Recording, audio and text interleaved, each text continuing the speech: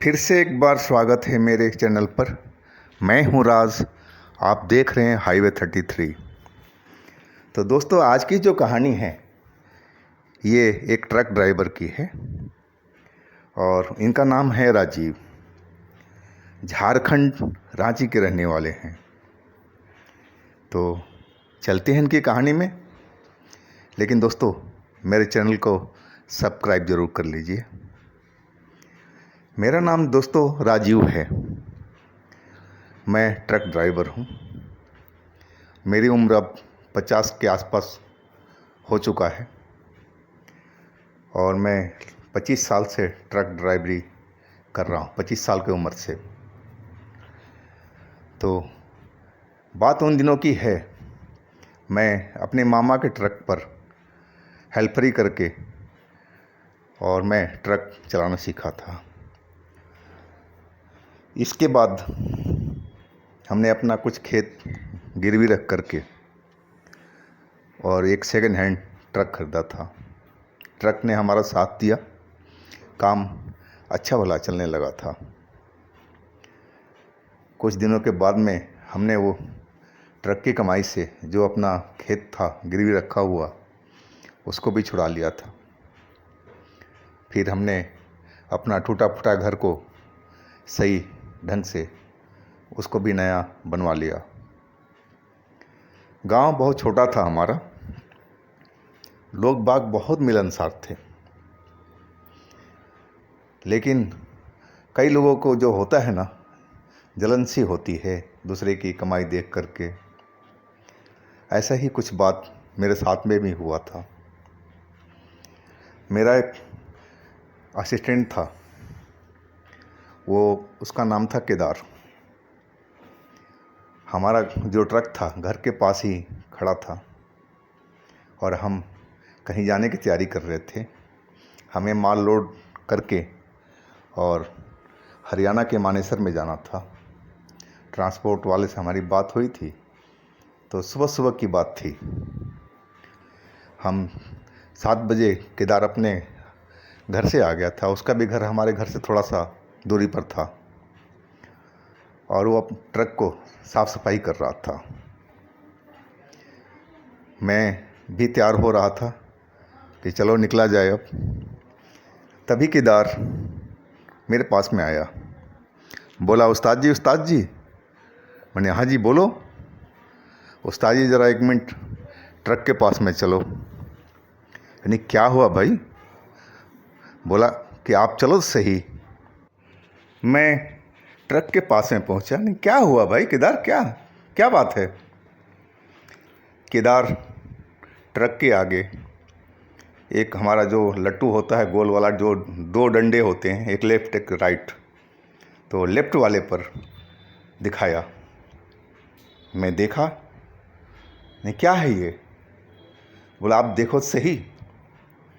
मैंने ध्यान से देखा, एक छोटा सा काला कपड़ा में कुछ बंधा हुआ था।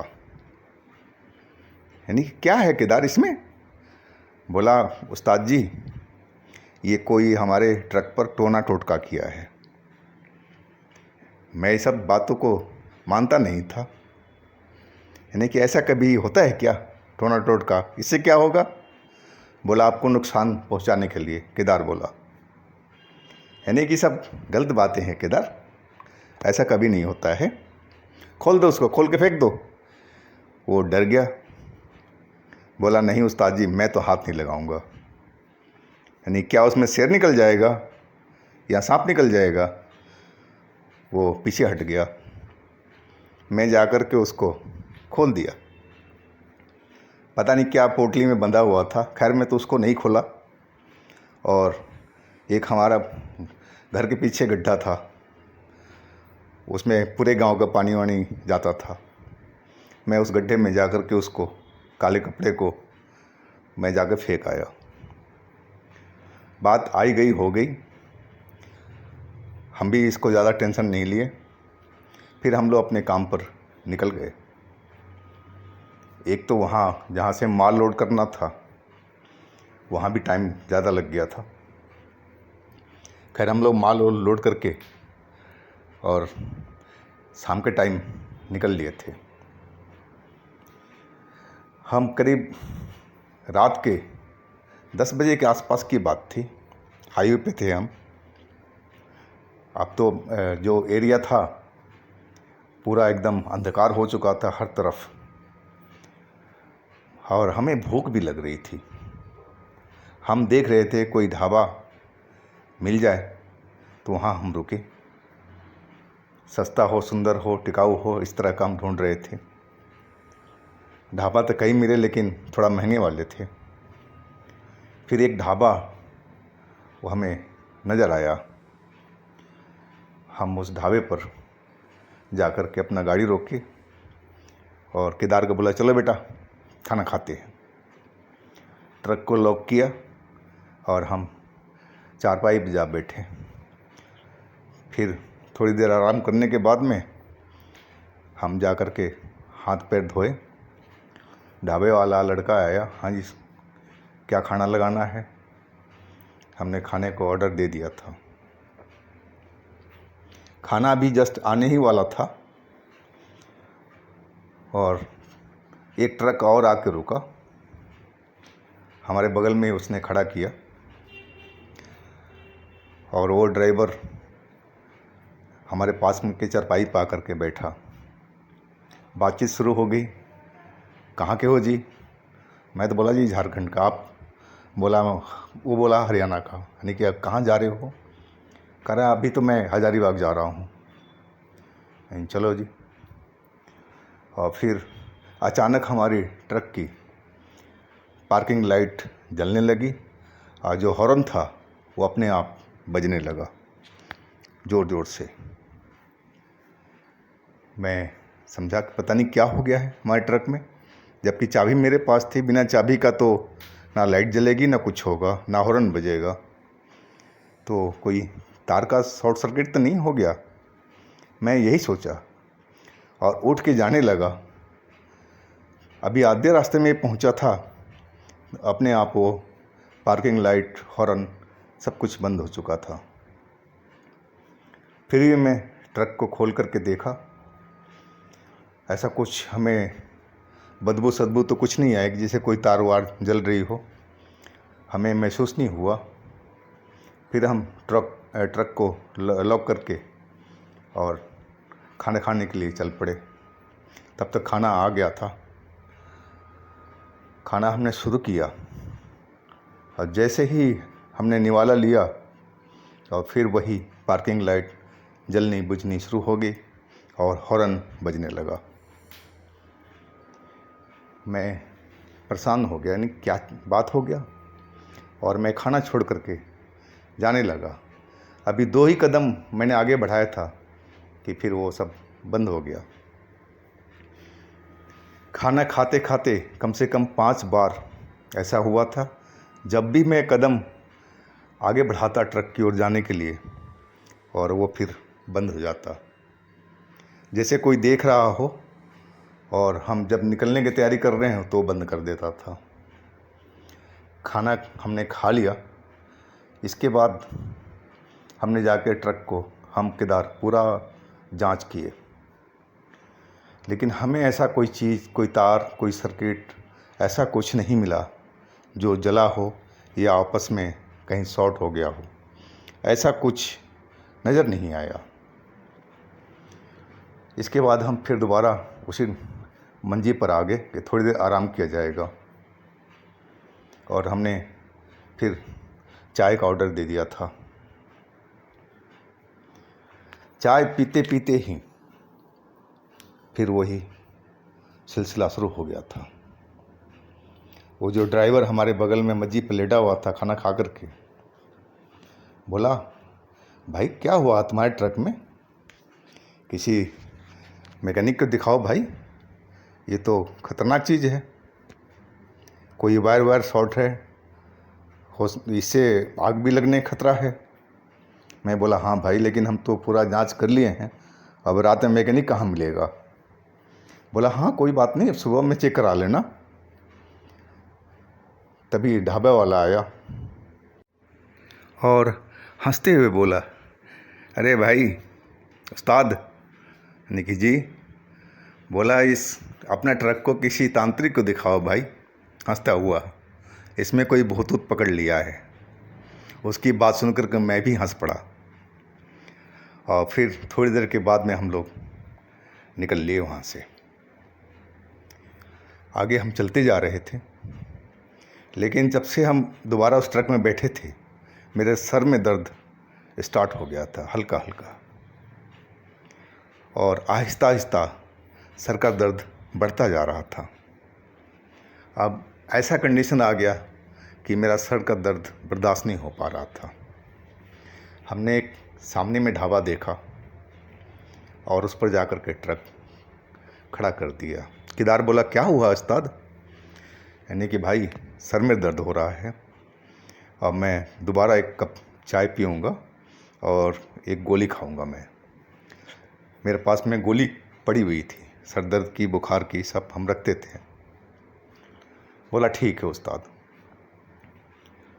और जैसे मैं ट्रक से निकलने लगा बाहर, मुझे लगा कि ट्रक के अंदर में हम दोनों के अलावा कोई तीसरा भी मौजूद है।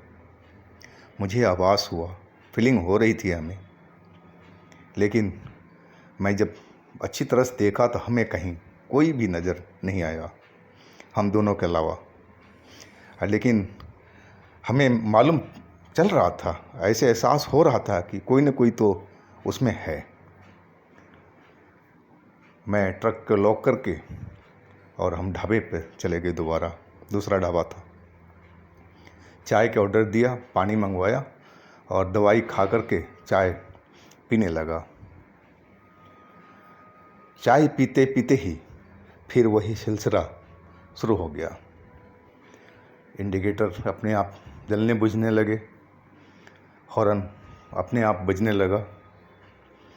अब केदार तो एकदम डर गया था और मैं भी अब डरा हुआ था, घबरा गया था। अब समझ में नहीं आ रहा था कि मैं इस चीज़ में तो कभी विश्वास करता नहीं था कि भूत प्रेत होते हैं, चुड़ैल होती है। इस चक्कर में कभी मैं पड़ा नहीं था और ना मुझे कोई ज़्यादा जानकारी थी। लेकिन केदार शायद उसको सब कुछ पता था। केदार मेरे आके पास में बोला, उस्ताद कोई ना कोई, जब से हम लोग काला कपड़ा देखे हैं, आपने खोल के फेंका है, तभी से ये सब हो रहा है। इससे पहले तो कभी नहीं हुआ ना। और उसकी बात बिल्कुल 16 आने सही थी। मुझे अब वो कन्विंस कर चुका था कि हाँ यही बात है। अभी हम लोग आपस में बातें कर रहे थे। एक दूसरा ट्रक ड्राइवर था, वो भी हरियाणा का ही था। वो हमारी सब चीज़ें देख रहा था। बोला, क्या हुआ उस्ताद, क्यों परेशान है वो? यानी कि भाई मैं उसको सारी कहानी बताया। वो बहुत गौर से हमारी बातें सब सुना। बोला कि भाई हो सकता है, कोई बड़ी बात नहीं है, ये टोना टोटका होता है, काला जादू होता है और इसको नज़रअंदाज नहीं करना चाहिए। अच्छा हो कि आप किसी तांत्रिक के पास चले जाते, दिखा लेते, किसी पुजारी से मिल लेते, मंदिर में जा कर के कोई न कोई उपाय ज़रूर कर लेता। यानी कि हाँ भाई, अब मुझे भी लग रहा है। कह रहा, कहाँ जा रहे हो आप? मैंने बताया, मानेसर, हरियाणा। बोला, तो ये काम करना, आप जब ट्रक खाली कर लो ना, तो वहाँ पर किसी से पता कर लेना, गुरुग्राम में शीतला माता जी का मंदिर है, वहाँ ले जाना ट्रक को, एक बार वहाँ पूजा करवा लो। सब जो भी साया, बाहर की साया कोई भी हो, जादू टोना, सब माता रानी बाहर निकाल फेंकेगी। उसकी बात में दम था, जो बोल रहा था मुझे बहुत सही लगा। नहीं कि हाँ भाई आप सही कह रहे हो। फिर उसने पूरा नक्शा बताया कैसे कैसे जाना है गुरुग्राम में।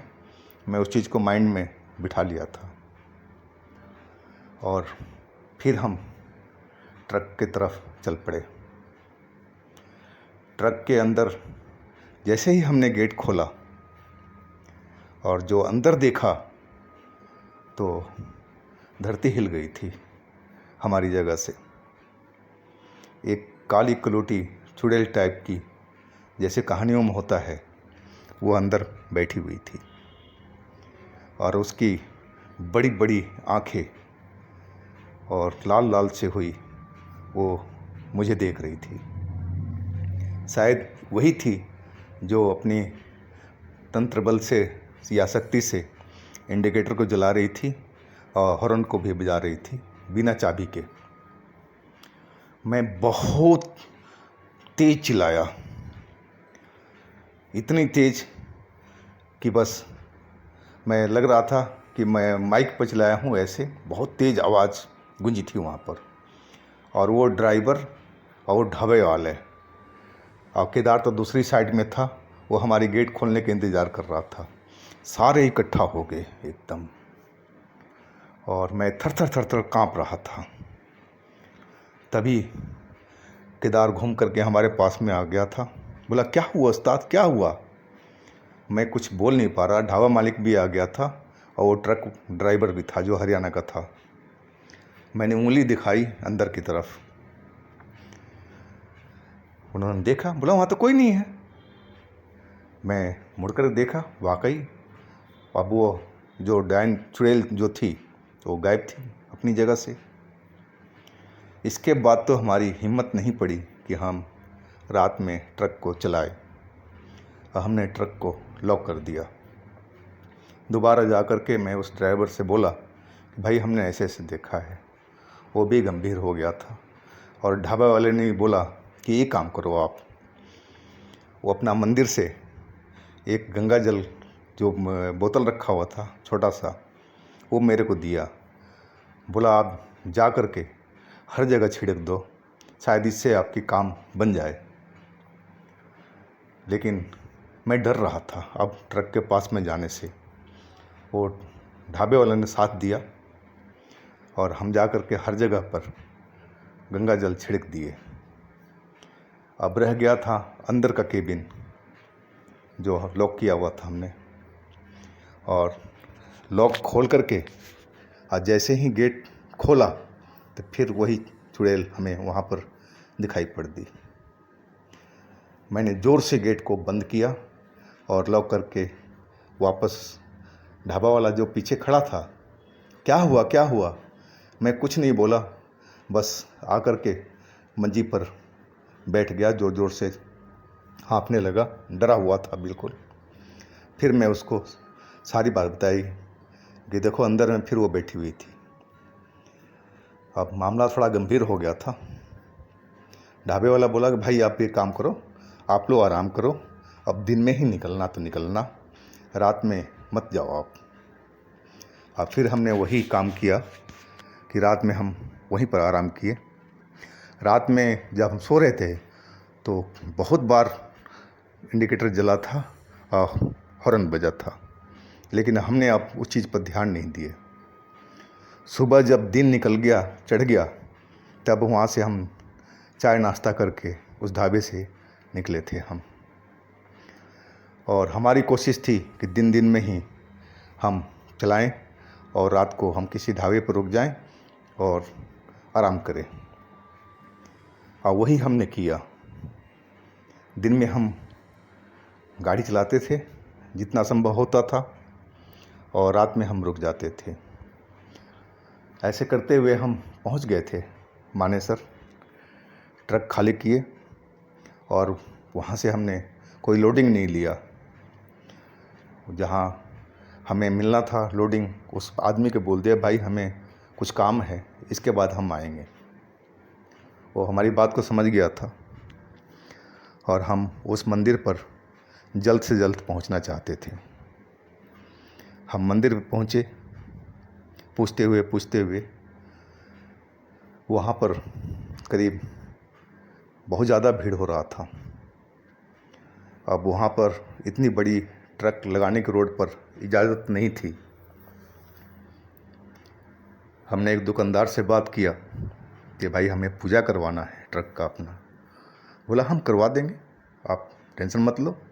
नहीं कि ट्रक तो यहाँ पुलिस वाले रुकने नहीं दे रहे हैं। बोला सब व्यवस्था कर देंगे, पैसे लगेंगे। मैंने कहा कोई पैसे देंगे हम। फिर बोला आओ मेरे साथ में। वो ट्रक के अंदर बैठा। फिर एक बड़ा सा पार्क जैसा था, वहाँ और भी गाड़ियाँ लगी थी, शायद पार्किंग ही था, और वहाँ पर हमने ट्रक को खड़ा किया। और फिर वही बंदा वो एक पुजारी को लेके आया। पुजारी से हमारी बातचीत सब हुई, हमने सब कुछ बताया उसको। वो बोला कोई दिक्कत नहीं, माता रानी सब सही कर देंगी। वो फिर अपना जो भी था प्रक्रिया पूजा का उसने अपना शुरू किया था। सब कुछ ले आया था, सामान वगैरह, हमने पैसे दे दिए थे, और पूजा हमारा ट्रक का पूरा हो चुका था। उसके बाद हम वहाँ से फिर मानेसर निकले। मानेसर से हम लोड करके और फिर हम वापसी के लिए हम चल पड़े थे। वो माल छोड़ना था हमें कानपुर। और लेकिन रात में डर तो लग रहा था वो सब चीज़ें देखते हुए, लेकिन ये था कि ना अब उस तरह का हमें सर में दर्द हुआ और ना ही कोई चुड़ैल दिखी थी। शायद वो माता रानी का कृपा ही था। और उसके बाद तो कभी हमारे ट्रक में ऐसा कुछ ना चुड़ैल दिखी, ना और कोई घटना हुआ। तो बस इतनी सी हमारी कहानी थी, और आपको पसंद आई होगी तो हमारे चैनल को सब्सक्राइब कीजिएगा, लाइक कीजिएगा, और साथ में हमारा दूसरा चैनल हाईवे नाइट को सब्सक्राइब ज़रूर कर लीजिएगा। लिंक मैं नीचे दे रखा हूँ, और उसमें भी अच्छी अच्छी कहानी आ रही है। तो हम मिलते हैं अगले दिन एक नई कहानी के साथ में। आप लोग अपना बहुत बहुत ख्याल रखिएगा। नमस्कार।